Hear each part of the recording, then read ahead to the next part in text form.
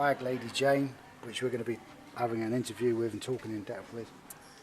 Hi, my name's Jane Skellett, and I've written under that name and also under my maiden name, Jane Phillimore. Before I've had works published from time to time under that name. But actually I've developed now a new phase of my work, which is using the name Bag Lady Jane. And that's how I've exhibited my work here in this exhibition at the library. And that has come from, in fact, it's my husband's nickname. He calls me Bag Lady because I can never get out of the house without a load of bags. I seem to live my life in bags. I have my, of course, a woman always has her handbag, which is usually, I try and do small ones, but then I need more and more, so it gets bigger and bigger. I have to go and buy a new one, go and buy another one. You finish up with hundreds of bags. You need a bag for your shopping. If you're going to keep fit, you need your sports bag. I'm a teacher regularly, so I need my teacher's bag. And quite often I need 3 or 4 of those for different lessons, different stuff I'm going to do with the kids. So I can finish up going out the door with about 7 or 8 bags some days. So hence the name. And it just kind of came together one day when I realised that I was beginning to put my poetry in bags because I was beginning to use artefacts, for example, like the dogs up here. And as I started to get more and more into performing my poetry, which is quite new, relatively new to me, I started to use artefacts because I actually used to work in a museum and used to have kids coming in to learn about history and use the artefacts and enjoy them. So I was always using artefacts and finding a way to bring those to life and talk about them and let the kids think creatively around them. So that came naturally to me to start using artefacts as part of the poetry work as well. And of course, you put them in a bag, don't you? So eventually, the bag thing really started to come into its own, and I've been working on it in bits and pieces ever since. We're very, very grateful to Steve for having this sort of opportunity to come and bring our work together and share it together. Writing's a very lonely occupation. You tend to do it on your own most of the time. Sometimes you can work as a group on group writing. I have done a little of that. But you tend to get your inspiration when you're on your own. You have something that you're feeling strongly about that you want to express, and you need to get in your zone. You need to get in with it, choosing those words, and that's a very personal, solitary thing to do.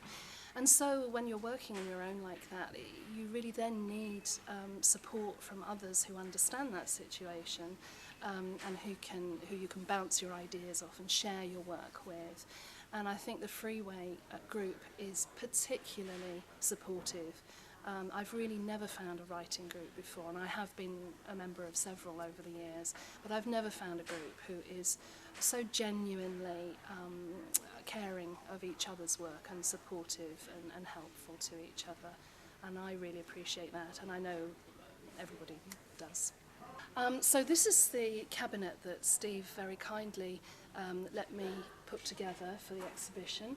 I've been able to take a bag per shelf here, and I've put a variety of different styles of my poetry in there to show how eclectic I am, really. Sometimes I'm very humorous, sometimes very serious. I've even gone political last year for the election, which is a new departure for me. So I've taken a bag for each one. So if we look at the top one here, you can see all the dogs. I put this in to hopefully attract the children. Perhaps it should have gone lower down, but never mind. It fitted in here. And this was my bag for the dogs because I wrote a poem a little while ago, quite a short little poem called Dog Train Afternoon. Rough, rough, fluff and stuff on the dog train this afternoon. Dogs in baskets, dogs on leads, dogs in rucksacks, if you please. Rough, rough, toughs, tough on the dog train this afternoon. Comb and groom, yappity yap, paws on floors, mind your back. Rough, rough, it could be crafts on the dog train this afternoon. Dogs in pockets, dogs on string, tails in corridors, wag and swing. Rough, rough, enough's enough. It's a dog train afternoon. And that's a classic example of an event that actually happened to me. I actually did that journey just on the 27th of December it was. I think everyone was coming back from their Christmas holidays, and the train was full of dogs. I could not believe it. and, you know, the rhythm of the train, and, you know, that's kind of the thing I respond to. So maybe if we look at the political one here, because this actually came as a result of this bag that was bought in a local shop. I spotted it in a local shop right at the time of the election last May, a big election, when, you know, there was all the kerfuffle of the expenses claims by our politicians, and all the corruption was coming to the fore. And I thought this kind of really expressed it. Our national flag kind of in tatters, old lace falling apart. And that prompted me to write a poem that's featured on this, called Ode to Voting. I won't read you all, just a little bit, but it starts out, it's in the bag, it's in the bag, it's in the bag, it's in the bag. Is it in the bag? For who? Reds, yellows or blues? For me or for you? As the sad rags of the old flag of black and white, old lace and ox-tongued, too much grey, tempt and torture us to smudge the graphite of our pencil crosses, cut our losses, etc. And so it goes on. And then it looks hopeful for there's a new future, we can design it anew, a new fusion, a new bountiful Britannia, etc., etc. And I sent this to one of our local politicians, and the next thing I knew, I got a phone call, and he commissioned me to write some further poems about all sorts of issues around the election that he could use in his hustings with young people. I think it's with the students at Bournemouth University and art students and people. So I was really, really thrilled with that, because that for me was poetry in action. I think that's what our poetry is about. Also what great art is about, and therefore bringing the two together in this exhibition is really a fantastic, something I've not seen done before. And I'm ready to move on to words and dance now. Let's have words and dance next time, please. Thank you. And then let me take you over to the pages of my book. This is my daughter, which I'm very proud of, and my wife at the time, on a great day. A poem about that one. Flicking through, here we go. This was for Shirley Westford Dovey. She sent me a picture when I was doing my book of these stones on the shores of Dorset. I went and met her family, and I produced a poem which you can find in the book. With no time to spare, let me take you over to the Adoration of the Sea. This will be pages from the book. Again, George Griciano from Los Angeles, St. Rue.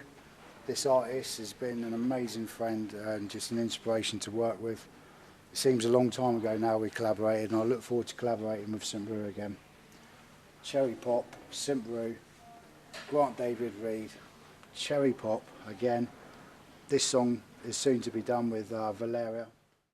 My name is Valeria Pote. I am a piano player, a teacher and a composer. I met Steve when he came to me for some piano lessons a couple of years ago. Soon after we started the lessons, it became apparent that we had very similar ideas in music. We created some songs together, which I'm very honored to say that some of my music inspired some of Steve's lyrics and the other way around. For example, Earrings in My Pocket was written after a crazy New Year's Eve party when we went out, and I was wearing these really heavy earrings, which got far too heavy for my ears by the end of the night. So I took them off and gave them to Steve to keep them in his pocket, and obviously forgot to take them off him. So the day after, he wrote a song about my earrings being in his pocket. It's a completely opposite story with Cherry Pop, where my music was inspired by Steve's lyrics. I remember he was away on holiday, and I spent the whole day writing the song, and then I emailed it to him. And we're gonna record it in the studio, which I'm very excited about. Now the studio is back up and running, and he said Cherry Pop is going to be the first song we're going to record. Can't wait.